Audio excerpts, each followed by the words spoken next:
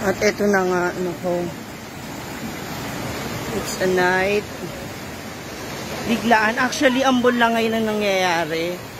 Pero, ayan, kung mapapansin nyo, napakalakas ng ng agos, tsaka biglang taas ng tubig.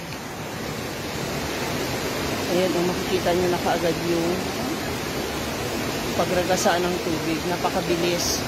Doon sa kabila may mga taong sinusubok tumawid pero nahihirapan sila.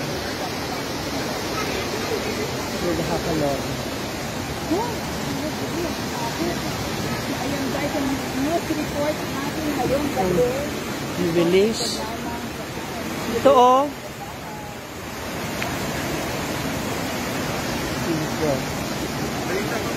Ambon pa lang ngayon dito, kaya lang. Mahina pa ito eh. Oo. Maambon pa lang pero wala bang kasi, tuloy mo kasi ito niya. andun nga oh, sa kanya. Wala eh. Ginagamit niya. Wala na.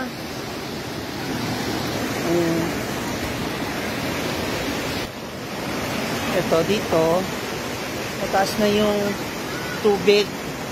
Yan yung sinemento nila para na sa ganun pwedeng makaupo yung mga tao if ever. So ngayon, ayan, napakataas na ng tubig. Hindi mo na rin makikita yung mga bench dito. At ngayon, ay! Sorry. Ayan, lumalakas yung oo. Ngayon lumalakas na yung ulan. Oh my God. Nawala na yung barrier yung ginawa natin. Yung mga bato. Nandyan lang yan. Wala na yun sa pag namin. Nawala na bigla. Oh? Karton. Inanod na. Ang bilis ng anod ng agos ng ulan. Agos ng ilog. Ang taas. So, hindi na rin makita yung tulay. Wala na po kami tulay. Hindi na siya madadaanan ng tao? Hindi na. Kahit sa kabila. Oo. Ang sila, di ba ka-uwi? Kawat ka mo, doon lang. Dito matutulog. Doon ka na sa kwarto, ma. Buti na lang yung bisita namin nakauwi na. Sana nakauwi sila. Alam mo saan? Manil? Hindi na. Oo. Ayan, oh. Kasi lumalakas po itong agos ng bangay. Oh my God, lumalakas lalo. Lumalakas na lalo yung ulan. Hindi mo na talaga siya makikita. Ang bilis ng pagragasa ng tubig. Ayan. Grabe ang lakas. Yung dati makikita mo yung mga bato, ngayon hindi nyo na makikita. Grabe. Inabot na yung dito oh. Dito po yung may semento, no? Yung pwedeng magpupo yung mga tao. Grabe, ang lakas ng ulan. So, ayan na mga moms. Naligo na tayo sa ulan kasi nabasa na rin tayo sa pagsilong iba natin mga gamit. So, tingnan natin yung ibang parte ng farm. Ayan, dito nagbabaha na ngayon dito sa gilid. Ayan. Makikita niyo yung agos ng ibang dito sa gilid ng bubong. Dahil na rin siguro sa mga sa mga dahon. Ayan. At itong tindahan ni Mama Sita, safe naman. Mukha namang hindi siya masyadong apektado dahil sa ating ulan. Pero syempre dito sa gilid kasi halos 1 oras na simula ng umulan, pataas na ng pataas ang tubig. At dumarami na rin yung mga makikita mo dito mga kahoy na umaagos dito sa ilog. Ayan, umaabot na siya. Halos 1 oras na din. Taas na ng tubig.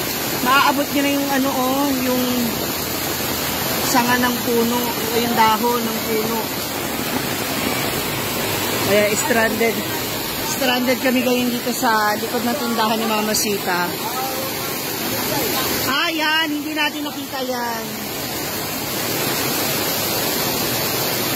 dito sa gilid ng puno may tagas. Dahil na rin sa agos, maagos yung tubig dito sa kahoy. Dito sa kabilang anggulo ng ayan, doon sa kabila, ayan yung may umiilaw. Yan yung tawiran papunta sa kabilang side, so hindi mo na matatawiran. Madilim din ngayon sa oras na, umabot na doon sa umabot na. Ayun, nakikita lang, umaabot na doon sa may apakan. Papasok na doon sa kanila yung tubig. Oh my God. Ayun, oh. Oh my God, ang taas na. Ang taas na ng tubig. Oh my God. Ito naman yung ating A-house. So as of now, okay naman siya. Wala namang tumutulo mula sa loob. Maliban na lang kasi yung hangin ay papasok, kaya nababasa yung bandang bungad ng o yung harapan banda. Pero at least makikita natin kung ano magiging depekto niya habang umuulan. Kung may mga tulo o may mga dapat ding ayusin. So dito pa lang makikita na natin agad yung kung epektibo yung pagkakagawa nung ating A-house. At ang lakas pa rin talaga ng ulan. May mga kidlat din. So sisilong muna tayo mga moms. Delikado. Oh my God, lumalakas lalo. Lumalakas na lalo yung ulan. Hindi mo na talaga siya makikita. Ang bilis ng pagragasa ng tubig. Ayan. Grabe ang lakas. Yung dati makikita mo yung mga bato, ngayon hindi nyo na makikita. Grabe. Inabot na yung dito, oh. Dito po yung may semento, no? Yung pwedeng magpupo yung mga tao. Grabe ang lakas ng ulan. Patuloy pa rin yung lakas ng ulan dito sa farm. Halos 1.5 oras nang umuulan dito. Yan, meron pa rin mga kidlat at kulog. Habang nagdi-dinner na ang lahat, maghahapunan na tayo. So marami-rami kami ngayon dito sa loob ng Hinaguan Farm.